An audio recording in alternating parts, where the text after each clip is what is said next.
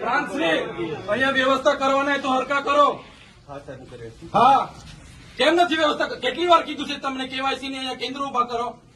ભાન નથી પડતી તમને? અનાજ માટે પરમ દિવસે અહીંયા તમારા સસ્તા અનાજના દુકાનમાં છેલ્લા 2 દિવસે અનાજ આપવાનું ચાલુ કરો છો. આખો મહિનો હું ધંધા કરો છો? પુરવઠા અધિકારી કોણ છે? પુરવઠો તમે 28 તારીખે કેમ આપ્યો? આખું મહિનું શું કરતા હતા તમે? 29-30 તારીખે અમારા લોકો અહીંયા ડેડિયાપાડામાં લાઈન પર હતા 5 કિલો ચોખા માટે. આ તમારી બધી સરકારમાં વાત કરો. હા, આ કેવાયસી ના નામે બરાબર. આ રેશન કાર્ડ તમે જ આપ્યા છે એને હું કેવાયસી કરાવીને અમે શું સાબિત કરવાના છો? અમે બધા ખેડૂત છે.